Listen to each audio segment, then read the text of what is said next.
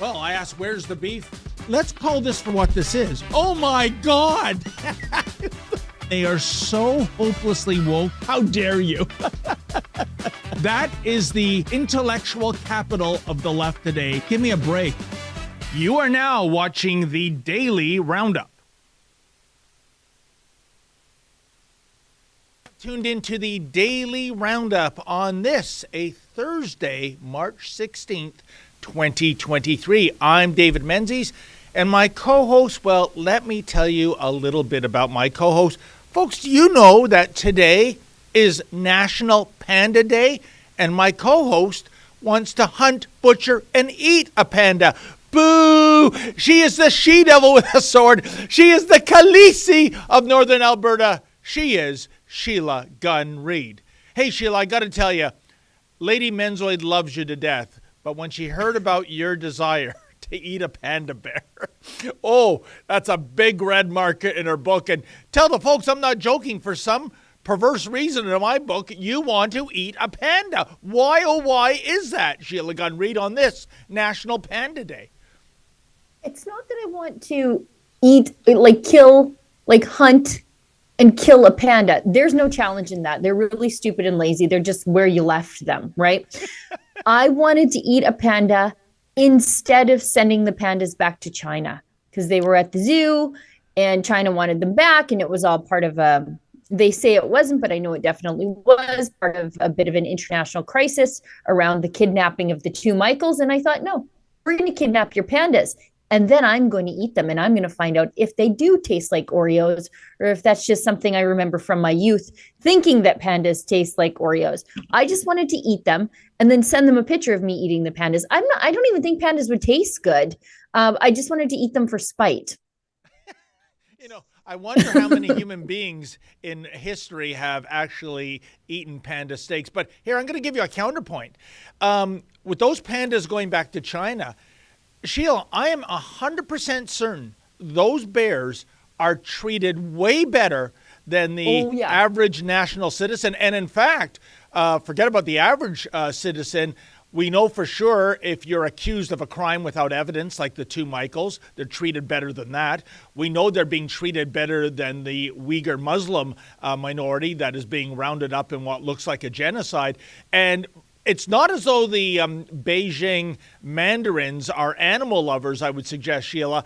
It's just that they know that a good, healthy panda can be rented out to the world's zoo so they can monetize these teddy bears. And not just monetize them. It's like colonialism down at the zoo, that China's got its tentacles in everything. Also, further to what sort of special day today is, Freedom of Information Day.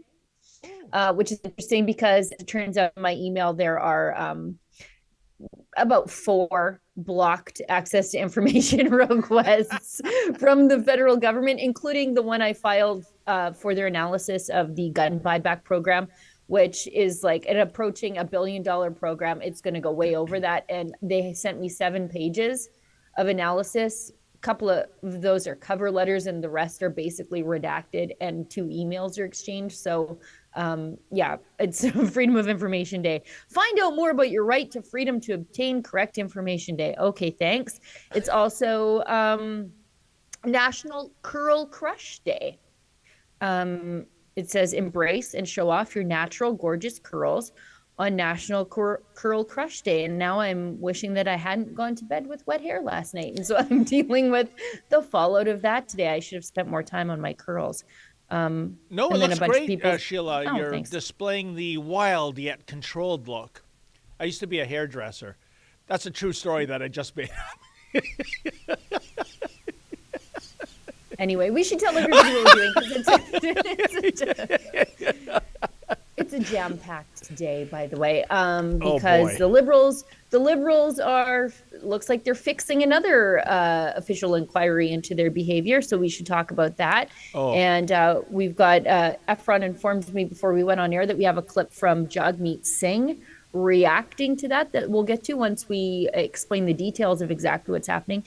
But before we do that, let me get the nuts and bolts of what we're doing here out of the way. Since we're 6 minutes in, we've talked about nothing, and I confess to wanting to eat a panda. purely for spite. How As dare part you. of my, it's spite diplomacy, we'll call it. Anyway, this is the Rebel News Daily Roundup. It's hosted largely by David Menzies, who is a larger-than-life character with the best laugh, by the way. I went back the other day, and I don't know why I was rewatching when you and I were discussing the Finnish transgender skater. And it was that laugh, like the whole way through. I'm trying to talk and give whatever analysis you can possibly give about that. And you just howl the whole way through. And I was like, you know what? I should have just shut up. If that was a Second City sketch, if that was a Monty Python sketch, they couldn't have done it better. Except this wasn't parody. This was reality. If super producer Efren can find that clip, because as far as I'm concerned, that a copy of that should go to the Smithsonian Institute to show, I don't know, peak transanity in the early 21st century when the pendulum hopefully swings back. But that wasn't fake. I couldn't believe it. And yet, and the funniest thing, Sheila, is that it's being treated with reverence by the people in the arena. It's like, oh, isn't this great? Trans woman, a real woman. Isn't this another hallmark in the civil rights movement?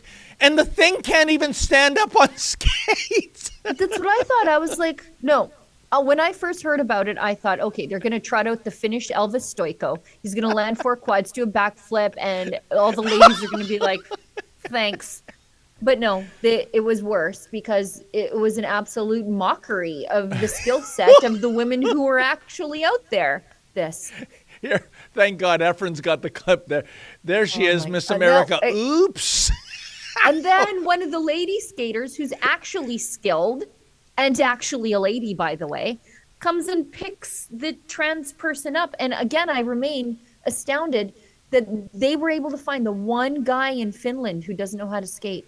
Isn't that amazing? And you're right. The biological female figure skater goes to lift her up.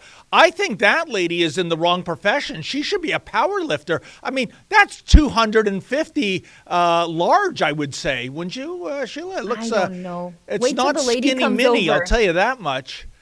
Oh, she's got skater's legs, that's for sure. I just don't know if they're used for skating. Look, so here comes this lithe, finished actual figure skater, actual woman come over to help up this dude. And, you know, and that's the other part of the video I love. It's a colossal flop. She literally plops down on the ice, can't get up without female assistance.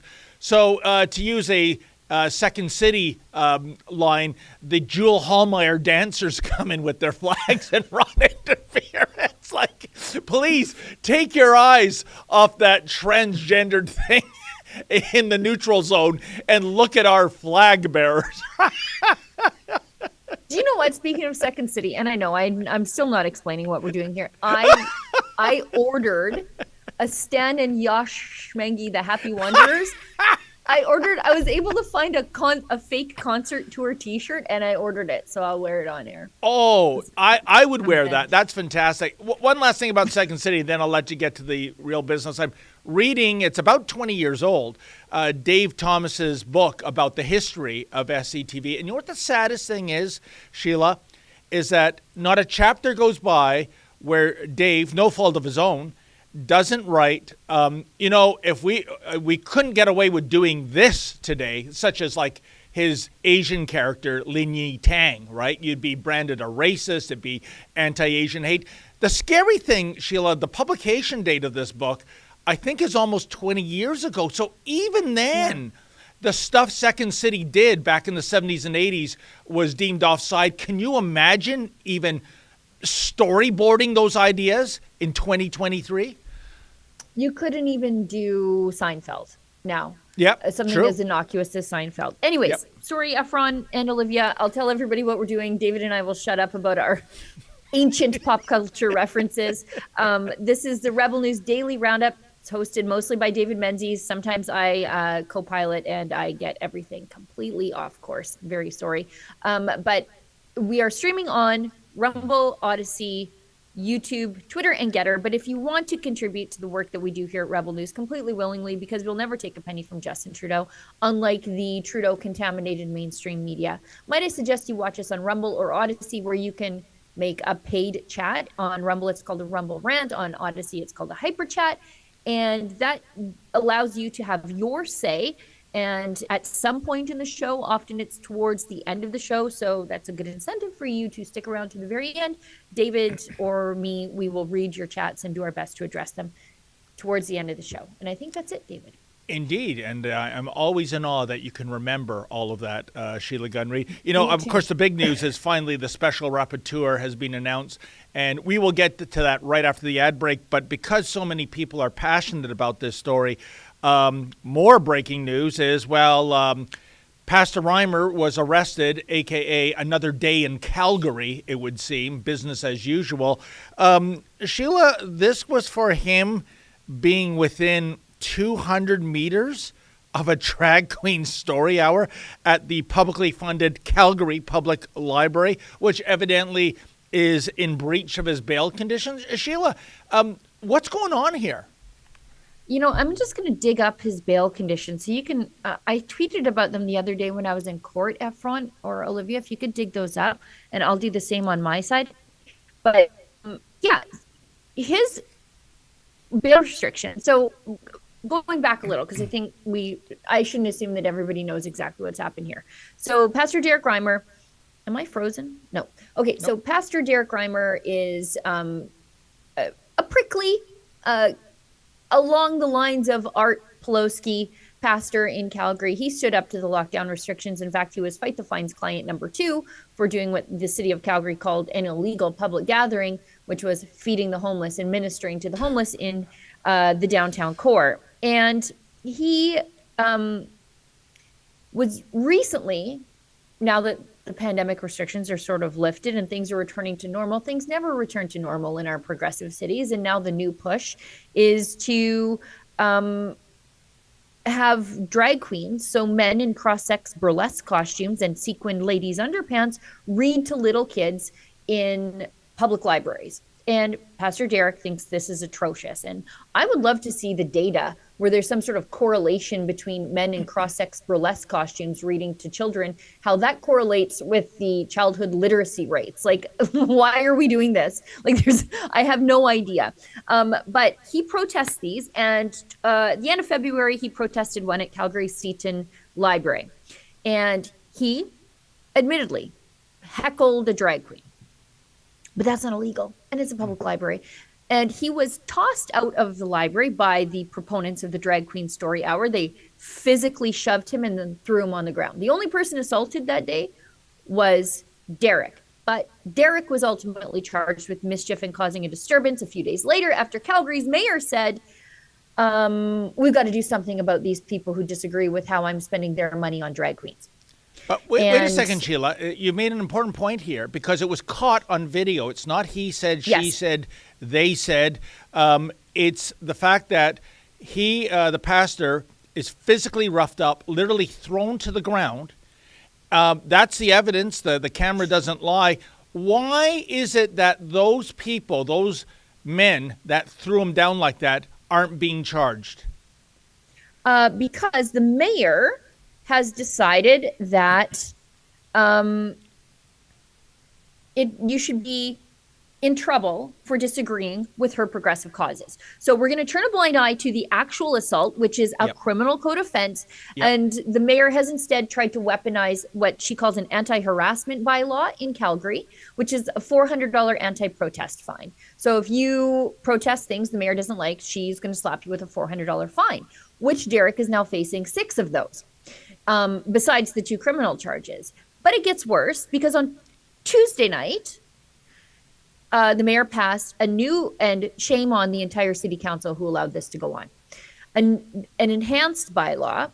It's a safe and inclusive spaces bylaw or some Orwellian BS that says that you can't have one of these specified protests, again, just a protest the mayor doesn't like, within 200 meters, or sorry, I think it's 200 meters.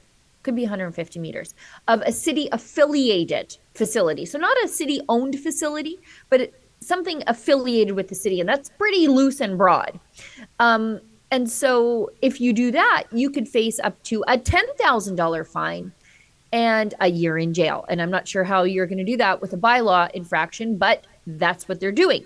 Now, Pastor Derek initially was arrested days after the mayor went on Twitter and had a tantrum saying the city cops have to do something about these pesky Christians who don't like men in cross-sex burlesque costumes reading to minor children at municipal facilities. And so the police arrested him. They issued those charges that I mentioned already. He was slapped with bail restrictions that after he spent nearly 5 days in jail, by the way. 5 days in jail for a non-violent thing, and actually was the victim of violence. Okay, again, let me stop you there, Sheila. He, as far as I'm concerned, is the victim here of that physical violence. There's no way, and I look at what's happening in Toronto. You've got gangbangers with violent records being rounded up again for another violent crime, and it goes through a revolving door. How does that happen? And this pastor stays behind bars for 5 days. So what happened was he had a bail hearing. He couldn't sign his bail conditions because they were, according to Derek, set up to have him fail and have him violate his conditions and then go back to jail until he goes to trial, which I think is exactly what's going to happen. So, but Derek ultimately did sign those bail conditions because he had a medical condition and he couldn't get treatment behind bars. So he signed those. So here's the bail conditions. He cannot have any contact with anybody from the LGBTQ plus 2S plus community, except he has two very strong bail conditions. Except when in court or through legal counsel, you must have no contact or communication directly or indirectly, including face-to-face or by means of text, email, or social media, or through a third party with any identified LGBTQ2S plus community member. So Sheila, I'm sorry to interrupt. I can see why he couldn't sign that. That is designed for him to fail. What would happen, say, if he walked into a Calgary Starbucks and there's a member of that community there? He's in violation, right? Yes. That's outrageous. This restriction is one of the creepiest, grossest privacy invading restrictions that I've ever seen in my life, because Derek has to go around asking people their sexual orientation before he can interact with them. Unbelievable. Like, can you give me a coffee first? Excuse me, are you gay? On what planet did somebody think that was a reasonable restriction? And then, except as specified below, you must not attend or at within 200 meters of the addresses or locations described as any LGBTQ2S plus community or event. So Derek, who part of his ministry with Mission 7 Ministries feeds the homeless in the Calgary downtown core, he cannot give a gay guy, a gay homeless man, a sandwich without violating these conditions. So according to the person who issued these conditions, with the Crown asked for them, it is better for a homeless person to go hungry than to get a sandwich from Derek if that homeless person is gay. And he was just arrested yesterday. And also, if a gay person comes to him for spiritual counseling, not even on the issue of sexuality, just spiritual counseling because he's a pastor, can't do it, going to jail. He can't interact with gay friends or family either. It's just the most bizarre segregationist, gross stuff. One of the weirdest restrictions I've ever seen in my life, and I do a lot of court reporting. But Derek did, or at least he's accused of, let me say that, he's accused of violating the second bail condition there because he participated in a protest yesterday at another library in Calgary.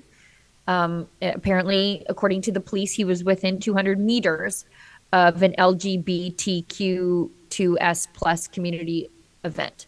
But I see this as somebody protesting government policy, which is not illegal in this country. And the city is getting away with arresting this man because they're using the shield of sexual identity to prevent people from being critical of how the city is spending their money and allocating government resources. Unbelievable. Well, first of all, Sheila, if this is challenged in court, surely there's no way these bail conditions can stand that scrutiny. I'm guessing. Second thing is, I talked about this with Drea yesterday. You know, I spent 2 years as a reporter in Alberta. What I found was I thought Alberta is the most American of all the provinces, that Alberta is kind of like to Canada what Texas is to the United States of America. And, you know, when I specifically think of Calgary, I think of, well, the Calgary Stampede, that iconic fair comes to mind. How is it that these left-wing nutbars get elected as mayor of Calgary, Sheila? I mean, I don't know the in and outs of municipal Calgary politics. I don't know who's who in the zoo, but I would see Calgary as the kind of city that leans to the right. Is it a matter of right-wing candidates splitting the vote and lefties come up the middle? Because I can't imagine most people in Calgary agree with these mandates. Yeah, I guess you have two questions there. Now, I've been to 2 of these bail hearings, so I do the 8-hour plus round trip to go to these bail hearings, sit there for half an hour. And twice now, the Crown assigned to the case has not appeared, which means that the bail hearings, the bail review cannot take place where the conditions can be adjusted. There's another bail hearing, I think is coming up on March 29th, wherein I will get up at 3 a.m. to leave the house at 4 to get to Calgary and get in that courtroom so that I can hear the Crown make another excuse for either not being there or thinking that these conditions are justified. So they're trying to appeal them. The Crown is playing fast and loose, I think. And with regard to how these people get elected, it's the problem everywhere in this country. The problems that plague Calgary and Edmonton are the same problems that plague any major municipality in this country. And that is that progressives run the show and conservatives focus on the macro issues. We focus on provincial because we want a pro-oil government elected to market our oil so that we can post a $10.3 billion budgetary surplus like what we just did. And we worry about getting Justin Trudeau out. Yeah. But these issues start much closer to home, and progressives know it. That's why they infest your school boards and your local municipal government, is because they know that they can make changes that touch you sooner and faster and in a whole bunch of other ways at the municipal government level, and they can get elected a lot easier. You know, some of these like 50, 100 votes is all it takes to get the votes out. You go to the union shop, you say, I'm the progressive, they all show up and vote for you. And so I think it's a failing of the conservative movement that we're not putting up better candidates at the municipal level, and we're not talking about municipal issues. Because if you look at the patchwork quilt of restrictions that came down during COVID, it happened at your municipal level. Yeah. It was reinforced by the province, but it was the municipalities with their mask mandates that were, you know, controlling your life and telling you which way to walk in the grocery store. And they're the ones who are okay with CRT and gender theory being taught to your kids in school. That's where it's coming from. It's coming from the school board level, and it's time for conservatives to get involved. The progressives are running roughshod over us, and we're not doing a damn thing about it. I totally agree, Sheila, with everything you just said. It's just that I've always looked upon Alberta as being different from the rest. That's the other provinces and territories. One last thing, though. Premier Danielle Smith, has she weighed in on this? Because the way I look at it, Sheila, you know what? I think that's a political misstep, because she would be speaking to her base. The drag queen set, those are Rachel Notley voters, right? The people offended by this, you know, I call it perversity is our diversity.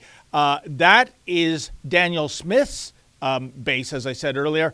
Why is she holding back on this? Because this is a direct attack on freedom of speech and freedom of assembly. You know, I think she's, and I don't agree with this position, but I see why she's doing it. I think she's being cautious because we are approaching an election here in 2 months, and she doesn't want to have any misfires that the media and the NDP will use against her. But at the end of the day, you do not have to take a position in support of Derek Reimer to support his right to be prickly and be critical of how the government is allocating government resources and government funds. So the library is a government resource, and government funds paying for these drag queens and the security for these drag queens to go and read to other people's kids. You can be critical of the treatment of someone's treatment when they're protesting. You don't have, for example, you don't have to agree with the Freedom Convoy to agree with their right to have gone to their nation's capital to express their displeasure with the government. Yeah. And I think Albertans are smart enough to see the difference. I just wish our politicians were brave enough to say something about it, because this is the kind of thing that they do to protesters in Hong Kong. Yep. That's what they do. 100%. You know, and then and the crown plays fast and loose and doesn't show up, and I can't be there, so I'm sending this other crown, but this isn't the crown that's assigned, so I can't negotiate the restrictions. And so the restrictions continue, and this man is set up to fail. This non-violent man continues to be arrested for protesting government decisions. And the politicians who spoke up in favor of the Freedom Convoy, I can't hear you right now. Where are you? Yeah. And, I see there's another angle to this story, Sheila. Inside the Calgary Public Library, I believe yesterday, when the drag queen story time was being held, a fire alarm was pulled. And here's the thing. If that was by one of the demonstrators, I don't agree with that. Me neither. Don't do it. That's a matter of safety. But here's the real perverse sidebar to that. The attendees, the parents and guardians of the little children there, they didn't flee for the fire exit. They stood there and covered their kids' ears. Now, here's the thing. Yeah, very likely, I get it, that was somebody that pulled the fire alarm on purpose when there was no smoke or fire. But what if that wasn't the case? You are so committed to demonstrating your wokeism, you're so committed to virtue signaling that you might even put your child at risk. I mean, again, Sheila, I always ask the question, who are these parents that are all in on this, that think this is a great idea? Yeah. This is, again, first of all, how many of these drag queens are firefighters? I'm just curious how they're able to give advice to parents to stay in the building. This is a test, whatever. But yeah, also, you do make a great point. If you are against the drag queen story hours, fine, I get you. But you have to be totally lily clean here. Yep. You cannot be doing things that are probably actually mischief. Yep. Because the mayor is already cracking down on peaceful protest, which is both constitutional and completely legal to do in this country. Imagine what she's going to do to you if you are actually doing things that break real laws. Please don't do that. That's my advice to you. I'm a journalist and I'm at arm's length, but if I were protesting something which I dislike, I would not be breaking the law. There are reasons to break bad laws, but that's not the bad law. Like, that's not the thing you have the problem with. Deal with the thing you have the problem with. And don't give the other side a reason to vilify you, such as doing something, like you said, as public mischief. One last point on this before the ad break, Sheila. I believe Angelica has a full report, including interviews coming up this afternoon. Is that correct? She does indeed. So her and Sid and K2 were all at the Drag Queen Story Hour protest yesterday. It was all hands on deck, plus 2 security guards, because as you know, from our experience with Drea Humphrey in BC, the proponents, and as we saw with the treatment of Derek at the library, as you know, the proponents of Drag Queen Story Hour have no problem putting their peaceful, loving hands around your neck to throw you to the ground while they scream "Love is love." So we had 2 separate security guards. We probably could have done with a third because we had 3 people there, although we sort of had one person positioned to the back for wildlife photography purposes so that they could capture the wide angle. I see Angelica walking there trying to interview the cops as they are taking Derek away.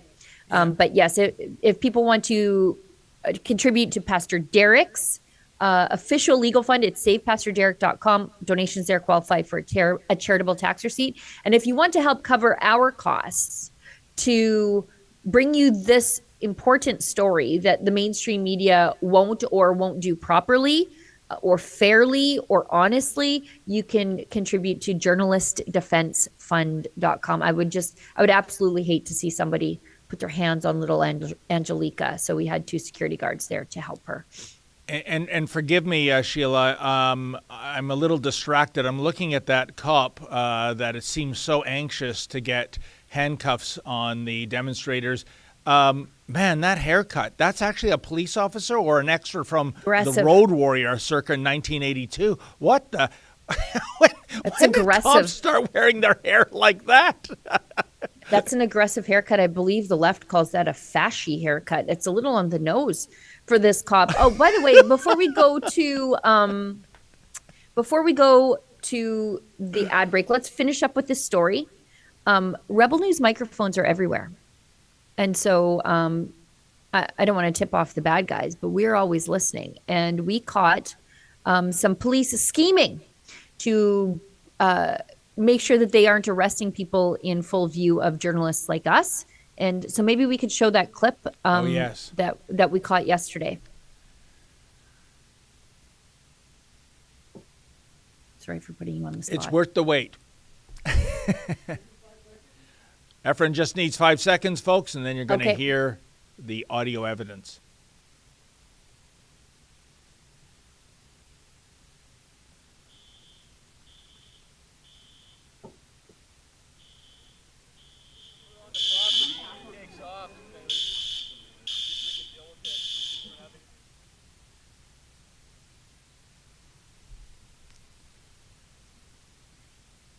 So I don't know if you could hear that. We did subtitle it, but if you go to rebelnews.com, you'll be able to hear it there a little bit better. But what the cops are doing is they're surveilling the protesters, completely peaceful protesters, and then promising to waste police resources to go and snap her up at home later. So if you attend these protests and you don't get arrested, they will come to your house and get you. Now, that's not me deterring you from protesting. I'm giving you the reality of it. And nor am I encouraging you to protest. However, if you do get one of these, what we call censorship fines, censorship tickets, might I suggest you reach out to us at fightcensorshiptickets.com in the same vein as fightthefines.com, and we'll connect you with a lawyer, and we'll do our best to fight Mayor Jyoti Gondek's censorship in court. Yeah, and her personal little Gestapo. Sheila, we saw over the last few years with COVID, with various police services across our Dominion acting absolutely brutally. I think of one of the Toronto police officers tackling a single demonstrator with a Canadian flag at Yonge and Dundas, literally the town square, for doing nothing but standing there. So it was not a social distancing issue, what have you, but we saw all kinds of abuses. The very worst, I believe, the Montreal Police Service, but I'm telling you, the Calgary Police Service, they are ready to wrest away that title from Montreal. They are just acting so horribly. And I really wonder how many Calgary police officers, and you can reach out to us on the tips line, and it can be a confidential discussion. How many are all in on this nonsense? I mean, I would like to think most of the officers are disgusted that their resources are being used in such an undemocratic fashion. Yeah. What I do know, I venture to guess that most cops get into policing because they care about making their communities safer for their friends and neighbors. That's why they risk their lives every day, put on a vest and their gun and their cuffs, and then go out into the community, kiss their wives and children goodbye, and go out into the community. And I know that that's the case. And I know, like in Edmonton today, 2 police officers were shot and killed. Yeah. And so I know that most cops, they're good people who put their lives on the line to make the world a better place, starting close to home. But I know that how the police have been forced to act, thanks to their superiors and politicians above them, Jyoti Gondek, I'm talking to you, morale is rock bottom in police services. I'm not surprised.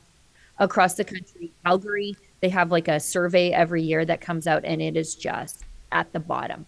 Likewise with Edmonton, like when you think it can't get worse, it gets worse. And Then you have the cops who just quietly leave the force because they're completely demoralized and they can't do this anymore. That and, the bail laws where they're catching the same guy every day and they just get out while the pastor languishes in jail. That is demoralizing to police. The no cash bail that helps these dirtbags get back out every time the cops go and risk their lives to arrest them. The cops quietly leave the force. And what happens is the bad cops who like doing this stuff end up being the only ones on the force. And I think that is the real problem going forward, is that all the good guys might be gone very, You're 100% very soon. right, Sheila. It's all about a cultural issue when you look at a good police force and a bad one. And once a bad culture takes reign, basically you have to do complete house cleaning. There's no way to turn it around. This is what police officers have told me. But it's shocking. I don't think I'd last a day as a cop, Sheila. If you were telling me, hey, Constable Menzies, go arrest that pastor for feeding that homeless person. Go arrest that pastor for being in the public square, exercising his right to free speech. I would say, oh, I'm sorry, I'm not going to break my oath. Okay, goodbye, Constable Menzies. I would not last a day, Sheila. And it's just despicable. Anyways, let's take that ad break, and we're going to get back to, look at this. We know who the special rapporteur is. Wow. No, it's not an all-star member of a certain professional Toronto basketball team. It's a politician, and of course, he's squeaky clean. Take it from Blackface himself. If you want to look good and shine like me, you can do so at our store. Go to ribbonnewstore.com.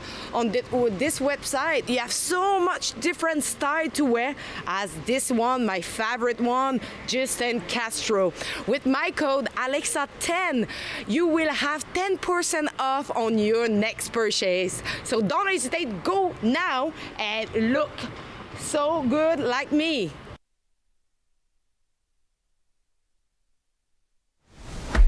Have you checked out the fresh new swag we have at rebelnewsstore.com, like this nifty Resistance trucker sweater? We have warm, cozy sweaters, t-shirts, mugs, hats, phone cases, you name it. Everything to fit your freedom-loving needs, or maybe even trigger a liberal family member or friend. And for a limited time, you can use code TAMARA10 at checkout to save 10% off of your total order. So head on over to rebelnewsstore.com, check out all of our new designs, make some purchases, and use code TAMARA, that's TAMARA 10 at checkout for 10% off your order. Head on over, check it out. Well, Sheila, we have the name, finally, of the special rapporteur. And remember, in the week leading up to this, Blackface was saying, he or she is going to be beyond reproach. This is going to be an impeachable person. It's going to be somebody without bias. There will be no partisanship, et cetera, et cetera, et cetera. Well, by golly, turns out it's an old family friend. David Johnson is the one. And boy, does the story almost write itself, isn't it, Sheila? We have a Johnson investigating a dong. Oh, hickory dickory dock. Anyways, Sheila, is Trudeau that unself-aware of how awful this looks? The fact that they would have holidays on the Laurentian slopes, they would cottage together, the two families. In a way, I'm kind of surprised. I thought the special rapporteur was going to be Pierre Elliott Trudeau's illegitimate daughter. I think it's somehow related to the Coyne family, i.e. Andrew Coyne, a.k.a. the most boring political columnist in North America. So at least they didn't go with an illegitimate member of the family. But gee, this comes a little close, wouldn't you say? Yeah, so it's David Johnson. He was appointed by Stephen Harper to be the Governor General, and apparently that's supposed to appease all of us skeptics. And I'm like, no. You see, as conservatives and right-leaning people, we don't worship our leader as completely infallible. He's not the Pope of conservatism. So he can make bad decisions, just like he did when he appointed David Johnson to be the Governor General. And David Johnson, his connections to the Trudeau family have served Justin Trudeau well already, because he was the head of the Debates Commission, which banned us. And then we said, we'll see you in court. He saw no problem with banning journalists, which is a pretty China thing to do, actually.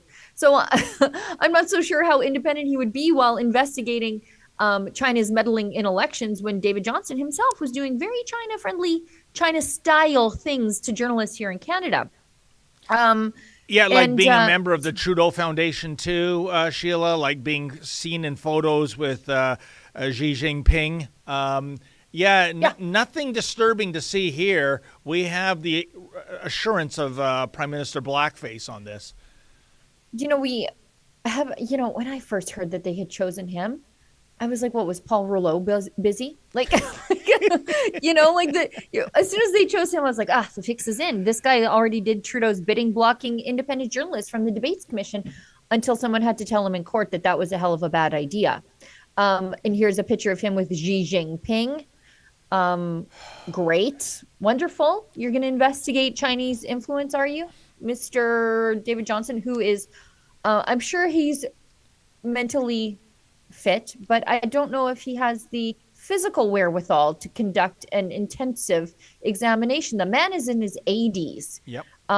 82. Like, was there nobody under the age of 70 that isn't contaminated by Chinese money? And this guy was at the Trudeau Foundation while it was contaminated with that Chinese donation. Now he's going to investigate the Chinese donations to the electoral process and meddling in nominations. What? It is Sheila, you know what it reminds me of? I'm not trying to throw in unnecessary levity, but it's like a professional wrestling script where the referee for some reason gets knocked out and they bring in the friend of the heel to be a referee. You know how that's going to go, right? But that is the level of perversity, I would say here. I mean, and you know what? If Trudeau dodges this scandal, which I think this is saying something, is the worst scandal in the entire 8-year history of the Justin Trudeau regime, Sheila, I think this guy is now pure Teflon. This is Watergate on steroids, what's going on. We have this Trudeau Foundation with Chinese money. We have Chinese police stations opening in Canada. Another 2 were discovered 2 days ago in Montreal. We have all kinds of allegations of Chinese interference. And, at least let's give Trudeau one thing.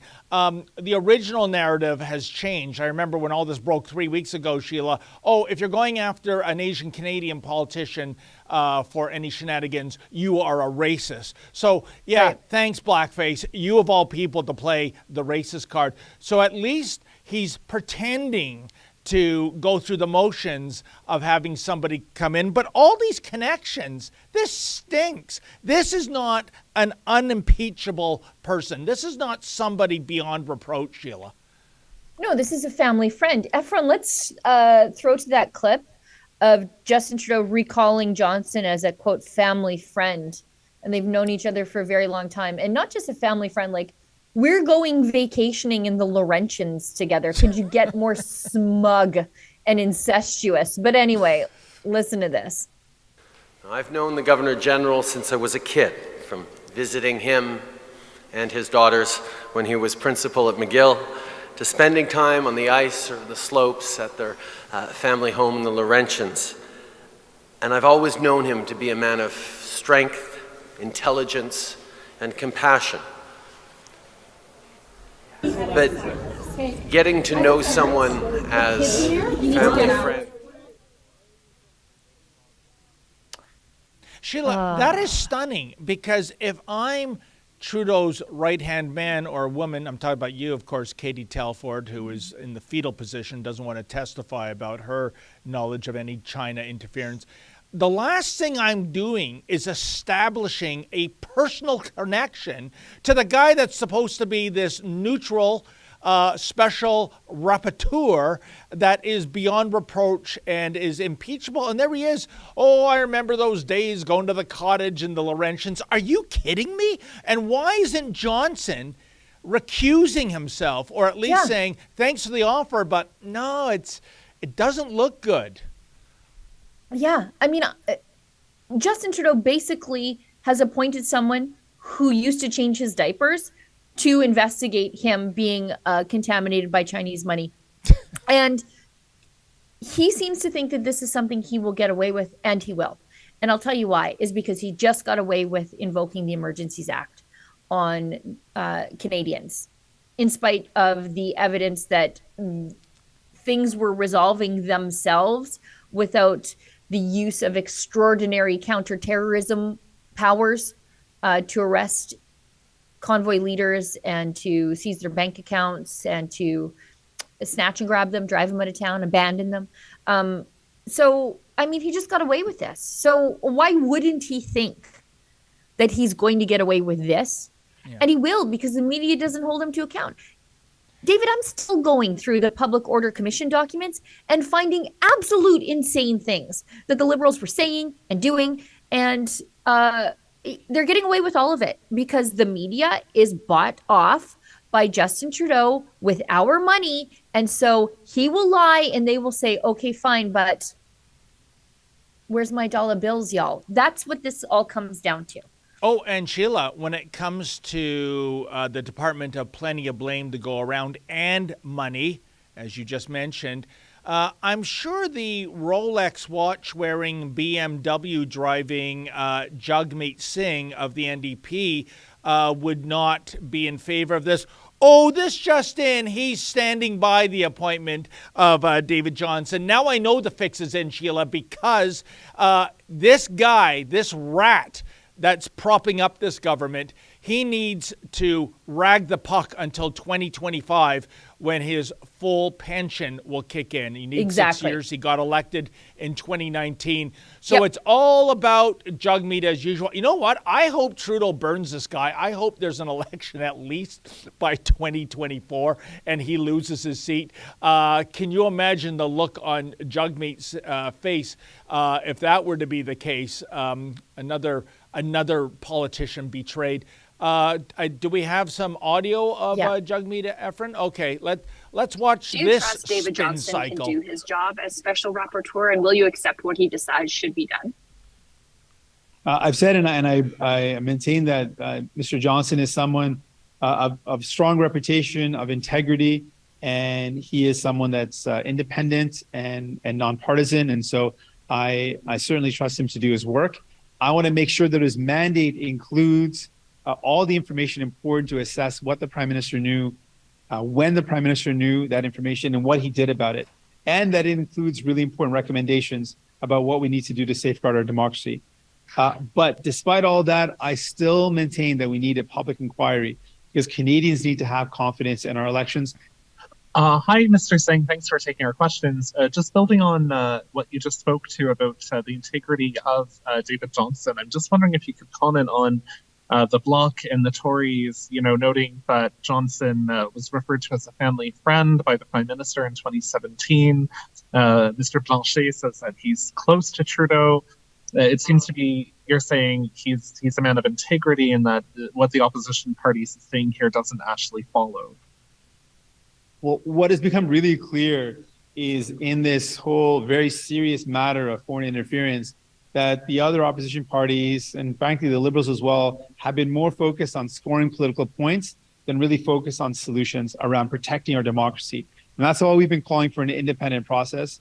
And while we still maintain we need a public inquiry to restore public confidence, to respond to the concerns that Canadians have, and to make sure that it's a public element so that people know what's going on, this transparency. I do, though, maintain that Mr. Johnston is someone of integrity. Someone has shown in his career that he is someone that is nonpartisan and trustworthy, and so I think that it is a positive step, his appointment. Well, Sheila, that's sure not what Pierre Poilievre and the Conservatives are saying. Yeah, and there's no amount of corruption that Jagmeet Singh will not excuse. Like, that's what I learned about him during the Public Order Commission when he said, well, even if Justin Trudeau is found, which he should have been, to have used the Emergencies Act wrongfully against peaceful Canadian protesters in our nation's capital, I can't say that I would cause the government to fall. So there's no amount of misdeeds that this man will not turn a blind eye to as long as he stays close to some semblance of power. I don't even think he's in it for the money, because as the leader of the NDP, he cratered that party and their support so much that he wasn't even taking a salary as the leader for a while. He was only relying on his MP salary, which is plentiful, by the way. But he wasn't taking the party top up because there was no money, because no one was donating, because he sucks so bad. And the Liberals were eating their lunch. So I don't even think it's money. I don't think it's money. He just wants to be close to the circle of power. So, Sheila, in the early days, what's your prediction of what this special rapporteur, by the way, and make sure we always say special rapporteur, not a garden variety rapporteur, not a regular rapporteur. He's a special rapporteur. I guess the special part is that he's kind of like a family friend of the guy he's investigating, but I digress. I think this is going to go the way of the Emergencies Act inquiry, Sheila. Disappointing, but not surprising. Yeah, this is espionage, by the way. Like this is something the left won't shut up about when they think Russia's doing it. But it's China, and Liberals are getting elected. So we're supposed to turn a blind eye to it. If they are finally coming around to my way of thinking on foreign interference, I'm happy, but that's not the case. My way of thinking on foreign interference goes back to the days of the environmentalist movement, influencing our elections and meddling in our democracy, coming out of San Francisco and the Tides Foundation. Yep. We've been sounding the alarm bells about this for a very, very long time. They ignored it. Then they thought that there were Russians under the hood of every truck in the convoy. That wasn't the case. And now China's getting Liberals elected, and they also don't seem to care because it helped them hang on to what seemed to be a bit of a precarious stranglehold on power here in Canada. So I think it's going to be exactly like the Public Order Emergency Commission. Really, this should be a CSIS investigation and an RCMP investigation. Call in the cops. That's what should be happening here, but they're not doing any of that. They've got this old, elderly, sure he's nice, he seems nice, but elderly family friend of the Trudeau family, who is a member of the Trudeau Foundation, investigating. And we're supposed to think this is a great step in the right direction in the name of transparency. What planet are we on? Yeah. By the way, Sheila, I must correct you on one thing. Blackface did call in the cops. The RCMP is evidently investigating CSIS for who the whistleblower is. Right. Yeah, Blackface is going to get to the bottom of that, so help him God. But, you know, the thing that makes my spidey senses tingle, Sheila, is that when you looked at Trudeau making that announcement, he was almost breaking into laughter. He had that Cheshire cat smile on him, like it was like he won the lottery in announcing that Johnson is the special rapporteur. I mean, he's not even bluffing that this is going to be on the level. At least that's what his body language tells me, Sheila. The Johnson Dong inquiry is going to go exactly how we think it is. We have one last clip of Justin Trudeau. I think he's calling something disinformation again. Climate, the carbon tax. If you disagree that Canadians are getting more money back in their pockets and that the carbon tax is making Canada a more attractive country for international investment, Blackface says you are spreading misinformation. Right. You know, if you actually had a business model that said, give me your money and I'll just cycle it through the hands of 100 people and then I'll give you back more, the competition would be called because you would be running a pyramid scheme. Yep. But Justin Trudeau expects us to believe that when he says, you know what, I'm going to tax literally everything in your life because of how this tax is applied on top of itself through the supply chain. I'm going to tax everything, but don't worry, it'll make you richer. And again, this would be a Ponzi scheme if it weren't the government doing it. But because it's Justin Trudeau, not only who obviously doesn't understand how money works and where it comes from, but if you disagree with him, you're guilty of spreading misinformation, which is something the government wants to criminalize. So disagree with me on financial policy and I'll accuse you of this thing that I want to criminalize. And you know something, Sheila? There is a way blackface can walk away from the carbon tax pledge with dignity, and that is this. Coming off the heels of COVID, almost 3 years of being shut down, what are we seeing? Inflation soaring. We got interest rates on the increase. A lot of Canadians are seeing their property values plummet. He could say, as much as we're committed to, saving the planet, that's the language they always use, with a carbon tax, now is not the good time to do so. We're going to have to address this at another stage because so many Canadians are hurting. They're losing their businesses. They're losing their job. I mean, Sheila, when I drive around in my neighborhood, not a week or two goes by where I don't see another business that dates back to like the late 90s or the early 2000s that's shuttered. So this is his way of dialing back this hurtful tax to everyday Canadians, but his wokeism, his virtue signaling, he will not do it because he's fine. He's the trust fund baby. He's not suffering a single second. Well, let's take out what we're describing this tax as, because it's just a tariff on doing business and living. So we don't even have to call it a carbon tax. Imagine how insane you have to be to say, we've made living and working and investing and doing business in this region more expensive, but don't worry, it's attracting investment. That's not how it works. And that is sure as hell not how it worked here in Alberta when the NDP brought in their carbon tax that they didn't campaign on in 2015. You know what happened? It was like Rachel Notley was a scarecrow standing in the field, and everybody who wanted to invest in the Alberta oil patch said, oh, we're not going to go here. We're going to go to North Dakota, which is not far away, or we're going to go to West Texas, where the tax regime is way lower, or we're going to go to Oklahoma, or safer places for investment like Kazakhstan. That's how bad it was here in Alberta because they've made doing business here so onerous and expensive.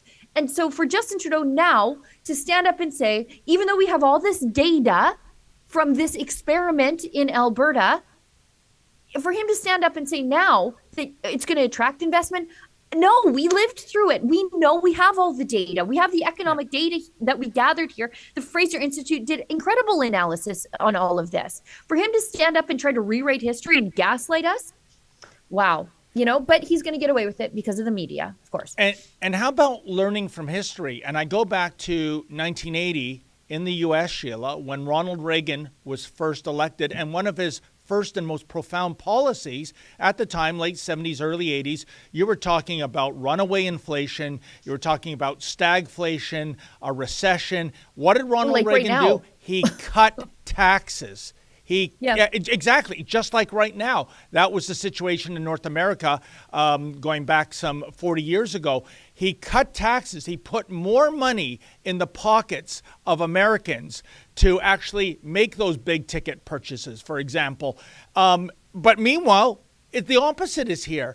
With all the economic hardship we're going through, more taxes are coming, whether it's the carbon tax or April 1st, I think that's the alcohol tax goes up 6.3%. So, I mean, you can't even drink your misery away without getting stung. And again, it's all virtue signaling nonsense. Sorry, I'm late for a meeting, but that's okay. My Skype call's going off. Why don't we show this clip, and then I'll quickly give one other insightful piece of information that I have from a discussion with Chris Sims from the Canadian Taxpayers Federation on this exact topic, and then we'll quickly breeze through the chats, and then I'll get into that managers meeting. We've heard a fair bit of debate on the federal carbon tax in the Provincial House of Assembly this week. What would your message to residents be who maybe are worried that it'll increase their cost of home heating fuels? Unfortunately, there's a lot of misinformation going on this, and I really appreciate the opportunity to first remind people that we need to fight climate change. As Goody pointed out, we were in Port aux Basques just a few months ago, seeing the devastation that happens as we get more and more extreme weather events. We know that climate change is real. We know we have to do what we can to reduce emissions and fight it. But we also know we have to do that in a way that continues to support families. That's why we brought in a price on pollution that is one of the world-leading prices on pollution, with a model that is unique to Canada, that actually puts more money back in the pockets of the average Canadian families than the price on pollution actually costs them in a given year. So not only are we sending clear price signals to businesses and to innovators to keep moving forward on reducing emissions and investing in clean technology, but we're putting more money in the pockets of families right across Canada because of this price on pollution. This is a measure that both helps with affordability and fights climate change. So when Conservative politicians say they would scrap the price on pollution, what they're actually saying is we will do less to fight against climate change, and we will be taking money away from families who are counting on these climate action incentives to continue to find things affordable. You know, Sheila, I want to hear what you have to say, but I'm of an age, or I'm old enough to remember when his alleged father, Pierre Elliott Trudeau, brought in the mid-70s wage and price controls, 6 and 5. So in other words, wages could only go up 6%, prices could only go up 5%. Maybe it was vice versa, I'm not sure, but I know those were the numbers. And can you imagine, Sheila? What could possibly go wrong with a government regulating the free market economy when it comes to wages and prices? It was an unmitigated disaster.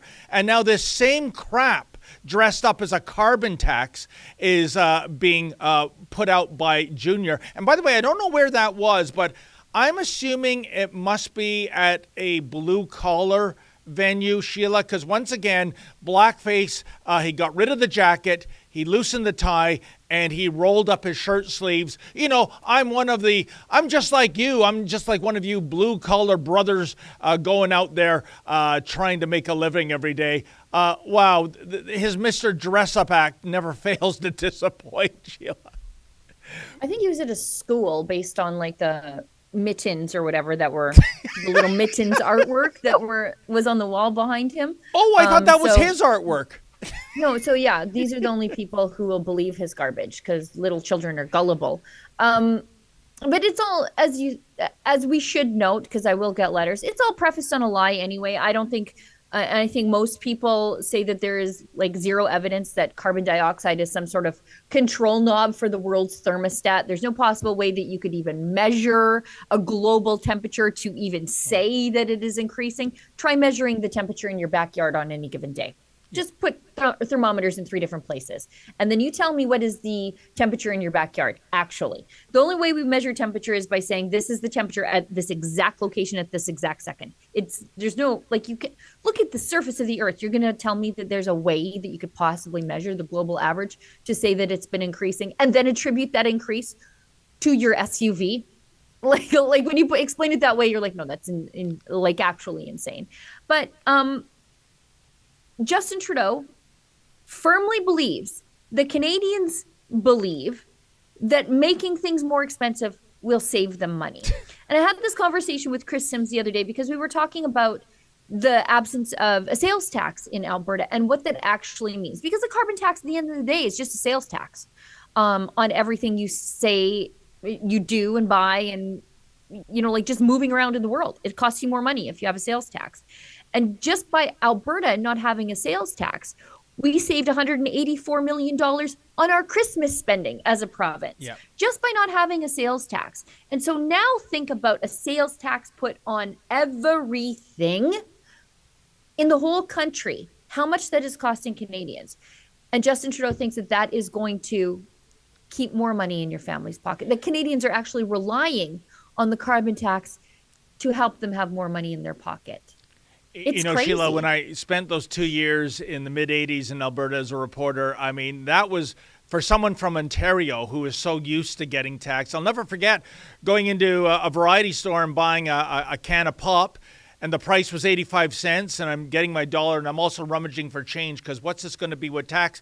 And the guy gives me back 15 cents. 85 cents is 85 cents. I mean, I'm thinking, what? I felt like Dorothy, landing in the Emerald City from Kansas. It was incredible. And I got to tell you, I'm actually very surprised that during the Notley regime, she didn't apply a provincial sales tax, because that's exactly the kind of thing a New Democrat would do, Sheila. She did. It was called her carbon tax. And, in Alberta, we also killed our gas tax. Yeah. And again, that's just a version of the carbon tax. It's taxing a fossil fuel. We killed it because we realized that it would save us money. Justin Trudeau says that you should up that because it'll save you money. Completely not understanding how money works whatsoever. We should get to these chats because I'm 7 minutes late for the meeting that was postponed from yesterday. Oh, well, there you go, folks. The whole world here at Rebel News has to revolve around Sheila Gunn Reid. She's got a meeting to go to, so let's just wrap up this show prematurely. Do you think I want to spend the next hour listening to Yankee complain? I'm gonna. I'm kidding, Yankee. We love you. You're the best. Okay, let's. Fraser McBurney, fight the fines recidivist from one of the crazier places in this country, Hamilton. This is $5. Says in front of Hamilton City Hall, we protested the third year when our corrupt government said to us, just give us 2 weeks to flatten the curve. Do you remember? Yeah, we're year 3 of 2 weeks to flatten the curve. I guess we're starting the 4th year of 2 weeks to flatten the curve, and there's still people wandering around with masks. I was in Napa at the auto parts store over the weekend, and the auto parts store, okay? And they still have lines on the floor telling me which door I can go in and which one I go out. What? Yeah. In Alberta, no less? Yes. I think no one has pulled them off. I think that's what it is. I noticed, though, however, just very recently, like within the last month, Costco took down their plexiglass aquariums that they imprison their Costco workers in at the till. They've just taken those down now. And I noticed, I'm like, oh, I don't have to go around the corner and scream at you to tell you how I'm going to pay. Unbelievable. Yeah, the misery we've endured for 3 years of people wearing face diapers, then behind a plexiglass barrier, you couldn't even have a decent conversation. And by the way, Fraser, I believe super producer Efren went down to Steeltown yesterday to chronicle that demonstration. I don't know if you had a chance to meet him or not, but we might have something about that later on today or tomorrow. We will, yes. Okay. Yeah, we'll turn that into something. Mike from Freedom Honey, this is my friend Mike Mayer, veterans advocate for children, vulnerable kids. Anyways, he sends us $5 and says, so Pastor Derek can only go to the Bass Pro Shop in Calgary to not be in violation of bail conditions. Depends on what else is happening. Isn't there a club called Gays with Guns? And I mean, I don't even think Bass. What's that, Sheila? It's called Pink Pistols. There you go. It is like a gay self-defense group, which, I mean, if the world is as bad as the left tells me it is for gay people, I encourage them to arm themselves, but also to extend the same courtesy to the rest of us to arm ourselves as well. But yeah, I mean, It also depends on what else is happening down at the Cross Iron Mills Mall, because if there is some sort of LGBT flash mob exactly near the entrance of the Bass Pro, you're back to the slammer for old Pastor Derek.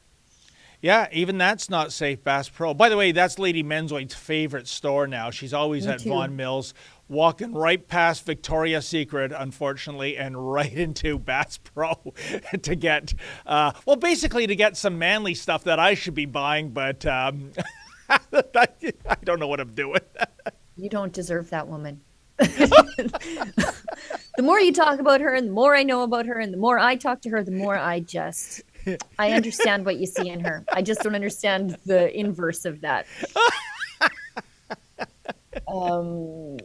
Courtmocker gives us $5. I identify as Your Honor. My pronouns are ridiculous. I was charged with contempt, but I let myself off.